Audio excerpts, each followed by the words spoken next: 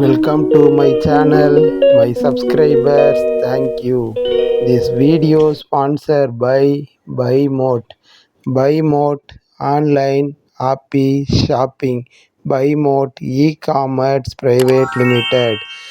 My சேனலை like பண்ணுங்க, subscribe பண்ணுங்க, பெல் ஐக்கானை தட்டி விடுங்க. யூடியூப் சம்பிரதாயம் பாருங்க. இன்று நம் கவலை வாய்ப்பு இல்லை, தடைகள் இது அனைத்தும் நிரந்தரம் இல்லை, எல்லாம் ஒரு நாள் கிடைத்தே தீரும். இன்னைக்கு அனைவருக்கும் படிச்சிருக்கிறேன், வேலை இல்லை, காசு இருக்கு, வீடு இல்லை, திருமணம் ஆகலை அப்படின்னு நிறைய கவலைகள் இருக்கும். எல்லாத்துக்கும் தடையாக இருக்குதுன்னு நினைப்பாங்க. இந்த தடையெல்லாம் ஒரு நாள் மாறும்.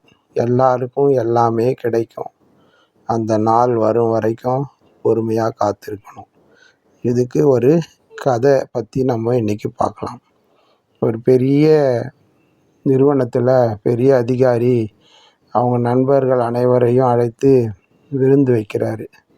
விருந்தில் எல்லாரும் ஒரு டாபிக் பேசுகிறாங்க. அப்புறம் பேசும்போது ஒருத்தர் ஆயுள் கைதியா மரணமா அப்படின்றத பற்றி பேசுகிறாங்க.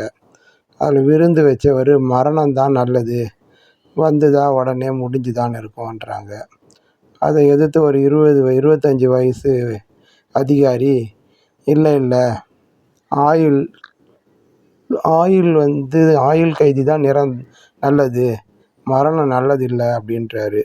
அப்போ விருந்து வச்சவர் கோவப்பட்டு, நான் உங்களுக்கு 20 லட்சம் தரேன், நீங்கள் 15 வருஷம் இந்த ரூம்லேயே இருக்க முடியுமான்னு கேட்குறாரு. அவர் எதையுமே யோசிக்கலை. உடனே என்னால் முடியும் அப்படிங்கிறாரு. உடனே பக்கத்தில் இருந்த ரூமில் ஒரு வாட்ச்மேனை போட்டு இவரை லாக் பண்ணிடுறாங்க. நீங்கள் 15 வருஷம் இருந்துட்டிங்கன்னா 15வது வருஷம் முடிஞ்ச உடனே உங்கள் கையில் நாங்கள் 20 லட்சம் கொடுத்துருவேன் அப்படின்னு எல்லோரும் முன்னாடியும் சொல்லி இவரை உள்ளே அனுப்பிடுறாங்க. இவரும் உள்ளே போகிறாரு. இவருக்கு டெய்லி சாப்பாடு தராங்க. அப்புறம் அது உள்ள ரூமில் பார்த்தா ஒரு பியானோ இருந்தது. பொழுது போலனா பியானோ வாசிக்கலாம் அவர். அப்படி கொஞ்ச நாள் இருக்கார். பியானோ சத்தமே கேட்கல. சரி, இவர் முடிவு பண்ணிட்டார், இவர் 15 வருஷம் இருக்க மாட்டார், இவர் அப்படியே சீக்கிரம் வந்துடுவார் அப்படின்னு 20 லட்சம் கொடுத்தவர் நினைக்கிறாரு. அதுக்கப்புறம் கொஞ்சம் புத்தகங்கள்லாம் அனுப்பி வைங்க அப்படின்னு கேட்குறாரு. சரி, புத்தகம் தானேன்னு அனுப்பி வைக்கிறாரு. புத்தகம் படிக்கிறாரு. அதுக்கப்புறம் இல்லை, இலக்கிய புத்தகமாக அனுப்புங்க அப்படின்றாரு.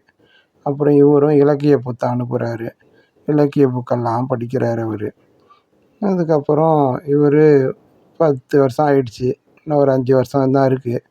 சரி, இவர் என்ன பண்ணுறாரு, சரி பார்ப்போம், இவர்கிட்டையும் விருந்து வச்சு இவர்கிட்ட பணம் குறைஞ்சிக்கினே வருது. கடைசியாக இருக்கிறது 20 லட்சம் தான்.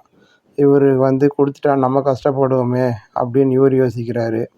அவர் எப்படியும் 15 வருஷம் முடிஞ்சு வெளியே வந்துடுவோம் அப்படின்னு அவரும் நினைக்கிறாரு. 15வது வருஷமும் முடிய போகுது. ஒரு நாள் முன்னாடி இவருக்கு ஒரு பெரிய, நம்மக்கிட்ட இருக்கிற 20 லட்சம் போயிடுச்சுன்னா நம்ம கஷ்டப்படுவோமே, அதனால் இவரை சாகடிச்சிடலாம் அப்படின்ட்டு நேராக செக்யூரிட்டி இல்லாத நேரமாக பார்த்து உள்ளே போகிறாரு. உள்ளே போனால் எலும்பும் தோலுமா, தாடியும் கிடியுமா அப்படியே அந்த மேஜை மேலே படுத்துக்கின்னு இருக்கிறாரு.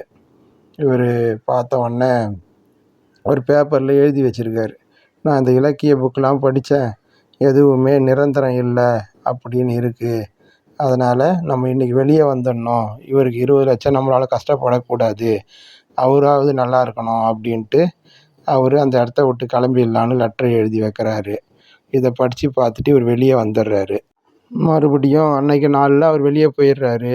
இவர் வாட்ச்மேன் வச்சு திறந்து பார்த்தா அவர் வெளியே போயிட்டு கன்ஃபார்ம் ஆகிடுது. அப்போ இவர் ரொம்ப மனசு வேதனையோட ரொம்ப வேதனைப்படுறாரு. அதனால் எதுவுமே நம்ம நினைக்கிற மாதிரி நடக்க போகிறதில்ல, எதுவுமே நிரந்தரம் இல்லை, எல்லாமே மாறும், மாற்றம்தான்.